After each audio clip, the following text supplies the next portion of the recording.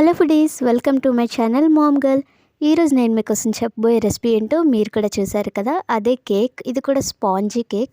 చాలా స్మూత్గా, సాఫ్ట్గా, నోట్లో వేసుకోగానే చాలా కరిగిపోతుంది. ఇంత ఈజీగా దీన్ని ప్రిపేర్ చేయడం మీరు కూడా ఎప్పుడు చూసుండరు. ఒక్కసారి దీన్ని ట్రై చేశారంటే మళ్ళీ మళ్ళీ ట్రై చేస్తారు. దానికోసం ముందుగా స్టవ్ మీద ఒక గిన్నె పెట్టుకొని మీరు ఒక కప్తో కొలుచుకోండి. ఇలా కొంచెం చిన్న కప్ తీసుకొని కప్ నిండా మిల్క్, ఇంకా కొంచెం మిల్క్ అయితే తీసుకొని ఆ మిల్క్ని అయితే ఇలా గిన్నెలో వేసుకోవాలి. తర్వాత ఒక 4 మినిట్స్ పాటు ఇలా స్పూన్తో కలుపుతూ బాయిల్ చేసుకోవాలి. చూసారు కదా, ఈ విధంగా పాలు పొంగిపోకుండా సిమ్లోనే పెట్టుకొని ఒక 4 మినిట్స్ పాటు బాయిల్ చేసుకోవాలి.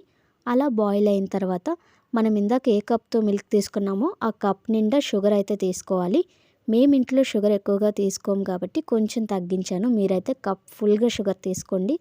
ఇప్పుడైతే ఆ షుగర్ని కూడా మిల్క్లో వేసి బాగా మిక్స్ చేసుకోండి. పాలైతే విరిగిపోయినట్టు కనిపిస్తే కానీ విరిగినట్టు కాదు. చూడండి, పాలని ఈ విధంగా కలుపుతూనే ఉండాలి. ఇప్పుడు మనం తీసుకున్న కప్పున్నర పాలు కాస్త ముప్పావు కప్ అయితే అయిపోవాలి. అంటే ఆ కప్ ఫుల్గా కూడా రాకూడదు. ఇలా తిక్కగా అయిపోయి పాలు మొత్తం దగ్గరికి అయిపోవాలి. అప్పుడైతే అందులో ఈ విధంగా అమూల్ బటర్ అయితే ఒక 50 గ్రామ్స్ వరకు తీసుకోండి.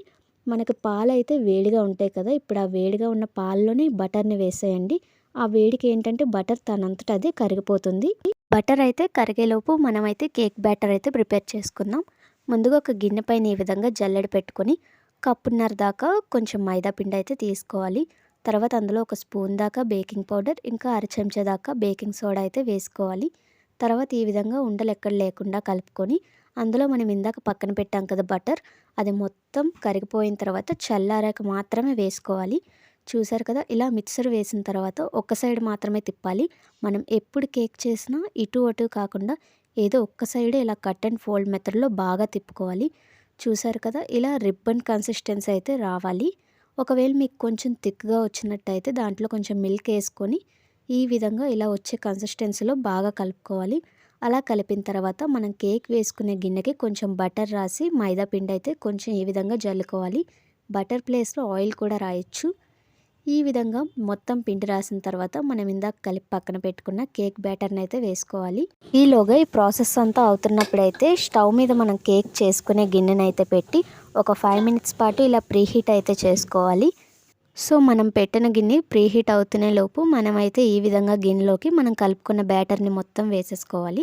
చూసారు కదా, ఈ విధంగా బ్యాటర్ మొత్తం వేసిన తర్వాత ఎయిర్ బబుల్స్ ఏమీ రాకుండా ఇలా 2-3 టైమ్స్ పాటు కిందకి బాగా ట్యాప్ చేయాలి.